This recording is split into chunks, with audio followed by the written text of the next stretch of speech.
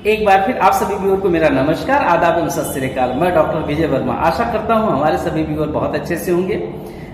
आज का वीडियो जो हमने बनाया है उन सभी पशुपालक के लिए बनाया है कि जिनके पशुओं में कभी कभी आप देखते होंगे कि बच्चा बाहर आ गया लेकिन उसका जेर नहीं गिरा।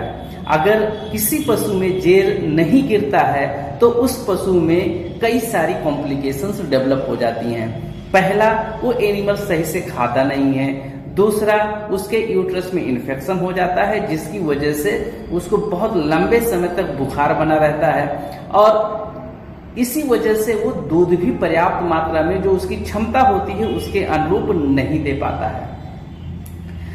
आज की वीडियो में मैं आपको यही बताऊंगा कि जब आप अपने पशु का कैसे ख्याल रखें, कैसे उसकी देखभाल रखें कि आपके पशु में ये समस्या ही ना आवे।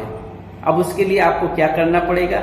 इन जनरल आपको अपने पशु में हमेशा उसकी जो प्रॉपर डाइट होता है, प्रॉपर राशन होता है, उसको देना चाहिए। लेकिन अगर आपका एनिमल गर्भित है तो उस कंडीशंस में उसको स्पेशल ट्रीटमेंट किया जाता है, मतलब उसका अलग से देखभाल किया जाता है। और उस अलग से देखभाल करने में एक चीज मैं और स्पेसिफिक आपको बताना चाहूंगा कि अगर आपका एनिमल गर्भित है तो लास्ट के मंथ में आपको विशेष ध्यान देना है।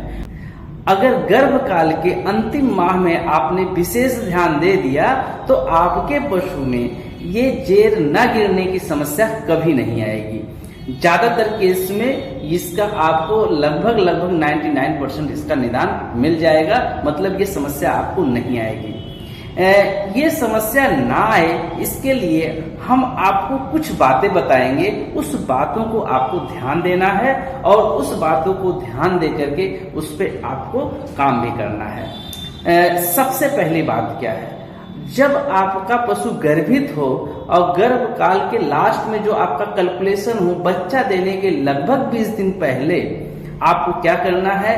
अपने जो निकटतम पशु अस्पताल हो वहां पे जो पशु चिकित्सक हो या आपके क्षेत्र में कोई रजिस्टर्ड पशु चिकित्सक हो प्राइवेट में, उनसे मिल करके उसकी स्थिति के बारे में बताएं, उसकी हेल्थ स्टेटस के बारे में बताएं। तो उसकी बेसिस पे जो पशु चिकित्सक होते हैं उनको एक प्रॉपर मात्रा में क्या क्या चीज देना होता है, कितनी मात्रा में देना होता है, वो आपको बता देंगे।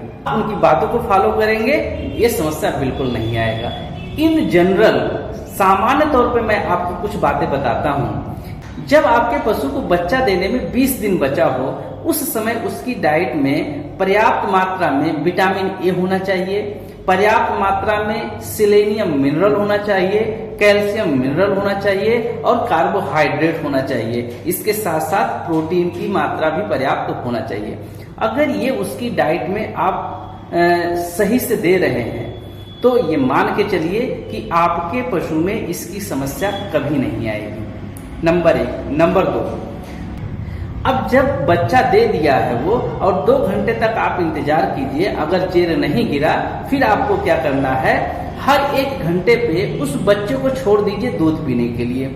इसमें होता क्या है कि जब बच्चा दूध पीने के लिए जाता है तो उसका जो स्टिमुलेशन होता है उस गाय के ब्रेन तक पहुंचता है और ब्रेन से एक हार्मोन रिलीज होता है जिसको ऑक्सीटोसिन कहते हैं। और ऑक्सीटोसिन क्या कार्य कराता है? वो बच्चेदानी को सिकोड़ देता है, मतलब यूट्रस में कॉन्ट्रैक्शंस पैदा करता है। और जैसे ही यूट्रस में कॉन्ट्रैक्शंस होता है धीरे धीरे जेर जो होता है वहां से छूटना स्टार्ट हो जाता है और वो जल्दी से बाहर निकल आता है।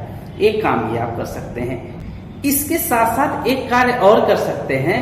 ये आप जब समझें कि आपके पशु को बच्चा होने वाला है या 1-2 दिन पहले आप किसी भी होम्योपैथिक मेडिसिन पे जाएं और वहां पल्सेटिला 200x में ले लीजिए और इसको ला करके जैसे वो बच्चा दे दे आप इसको 15-15 ड्रॉप्स हर 1 घंटे पे देना शुरू कर दीजिए, रोटी के टुकड़े पे रख करके। अगर ये सारा चीज आपने कर लिया, ये 3 चीज आपने कर लिया, तो ये मान के चलिए कि 99% आपके पशु में इस जेर की समस्या कभी नहीं आएगी। पहला चीज मैंने आपको क्या बताया कि 20 दिन पहले आपको राशन पे ध्यान देना है। राशन में क्या क्या चीज, विटामिन ए, सिलेनियम, कैल्शियम और कार्बोहाइड्रेट के साथ प्रोटीन। दूसरा, होम्योपैथिक दवा पल्सेटिला 200x में। और तीसरा कि हर 1 घंटे पे आप 2 घंटे तक वेट करें, अगर जेल नहीं गिरता है तो हर 1 घंटे पे बच्चे को छोड़ दीजिए दूध पीने के लिए। आप देखेंगे कि समय के अंदर, समय के रहते आपके पशु का जो जेर होगा वो बाहर आ जाएगा और आपका पशु जैसे नॉर्मल पशु रहते हैं उसी तरीके से वो अपनी कार्यशैली और अपना दूध देने की प्रक्रिया और खाने पीने की प्रक्रिया वो सुचारू रूप से चलाना शुरू कर देंगे। आशा करता हूं हमारे सभी पशुपालक भाई हमारी बातों से जरूर ज्ञान अर्जित करेंगे और उसका उपयोग अपने दैनिक जीवन में कर करके और अपने पशु से उसका लाभ जरूर लेंगे। अगर आप पशुपालन से धन अर्जित करना चाहते हैं तो आप तभी अर्जित कर पाएंगे जब आप ट्रीटमेंट मतलब चिकित्सा से पहले ही आप बचाव की दिशा में अपना पहला कदम बढ़ाएं। और जैसे ही आप पहला कदम बढ़ाएंगे आप देखेंगे आप पशुपालन से बहुत धन अर्जित कर सकते हैं और बहुत आगे जा सकते हैं। फिर मिलेंगे किसी और वीडियो के साथ, तब तक के लिए नमस्कार, जय हिंद, जय भारत।